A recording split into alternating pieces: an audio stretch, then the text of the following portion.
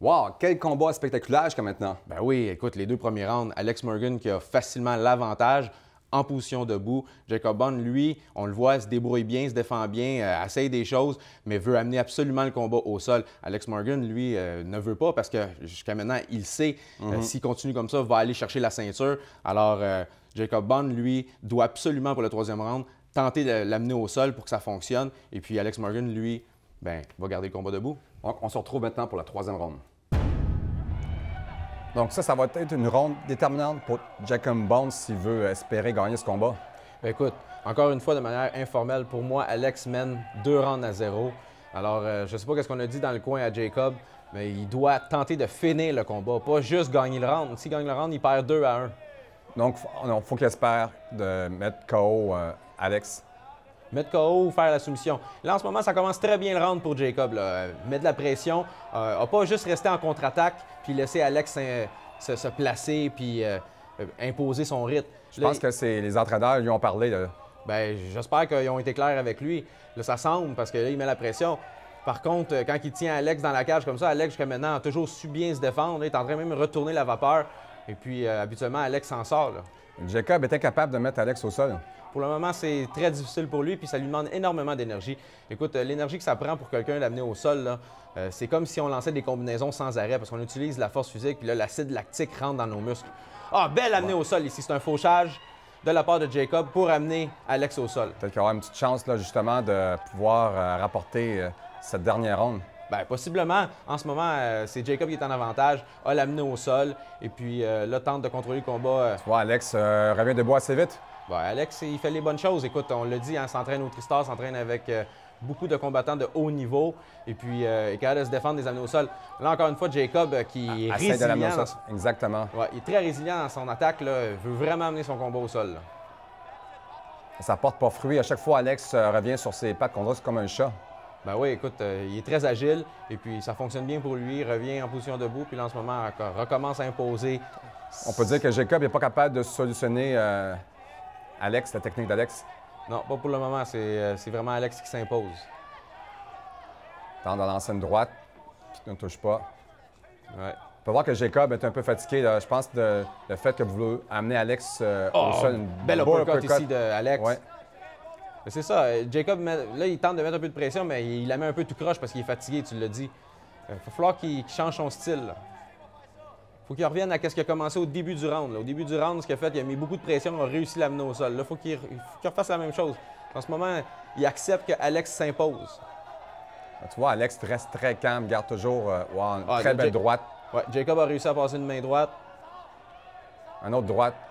Ah, là, c'est Alex, ouais. Alex contre-attaque sans arrêt. Là, je pense que ça va être une ronde définitive pour Alex. Là. Tu vois qu'Alex, encore un autre uppercut de la part d'Alex. Ouais, à chaque fois que Jacob tente de rentrer à l'intérieur, c'est Alex contre-attaque immédiatement. Puis là, ben, on retourne en 50-50. Jacob qui tente de refaire son amené au sol comme il a fait au début du round.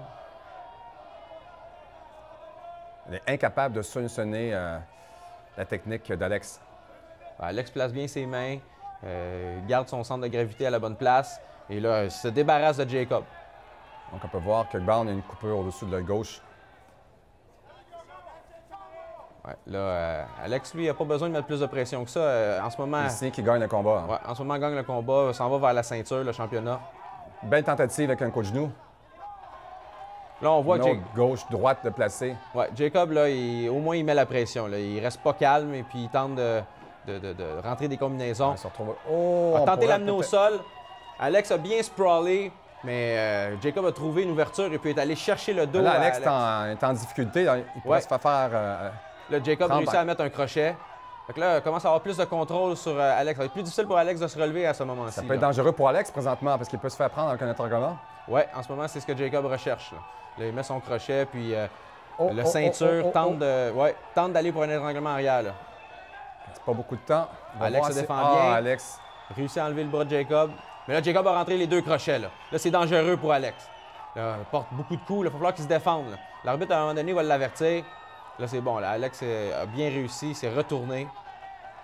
On peut voir Alex est en difficulté présentement. Oui, mais là, Patrick, Alex a réussi à aller rechercher la garde complète. Mais là, il l'a ouvert pour tenter. Là, il tente un renversement, ça fonctionne bien. Et puis, il veut se remettre en position debout. Hey, tout un combat. Ah, ça demande beaucoup d'énergie. Alex fait les bonnes choses. Jacob aussi. Jacob met la pression. Bien, cette dernière ronde va être à l'avantage de Jacob Bond. Pour le moment, Jacob a réussi 2 amenés au sol, a contrôlé pendant presque 1 minute le combat au sol. Alors oui, effectivement, ce round-ci, en ce moment, s'en va vers Jacob. Mais une fois de plus, comme je t'ai dit, Patrick, il faut que Jacob finisse le combat et non juste gagne le round. Ouais, il reste juste 10 secondes. Ça va être impossible pour Jacob de mettre KO Alex. Ah, écoute, dans la position qu'il est en ce moment, ça semble impossible. Ouais. Quel combat! Wow! Ah, écoute, Patrick, à mon avis, là, Alex est allé chercher la ceinture. Là. C'est sûr que Jacob, d'après moi, a gagné le 3e round, mais on va voir. C'est ce qu'on pensait qui est arrivé. Alex, vainqueur. Donc, nous, on se retrouve dans quelques instants avec le mot de la fin.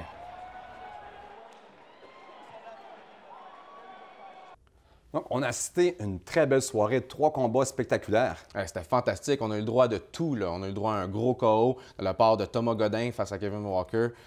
Tout un KO, hein? C'est tout un KO. C'était surprenant. Alors, c'est fantastique pour les amateurs qui veulent voir ça. Après, par la suite, on a eu le droit à une belle soumission de la part de Michael Dufort. Il a fait ce qu'il fallait, a tout évité debout de la part de son adversaire, Mandolia. Et puis, rendu au sol, a été hyper technique. Fait que pour les gens qui adorent les soumissions au sol, vont pouvoir admirer ça. Puis quelle finale? Bien, la finale, bien là, si on veut connaître c'est quoi les combats ultimes dans son complet, et puis on a juste à regarder ce combat-là. 2 combattants hyper techniques, des tentatives d'amener au sol, des belles combinaisons debout. C'était fantastique. Et puis c'est Alex Morgan qui a eu l'avantage. Et puis bon, ben, ça lui a donné la victoire. Puis il en est sorti avec la ceinture maintenant de hybride. Nous, on se retrouve la semaine prochaine à Canadienne Fighter.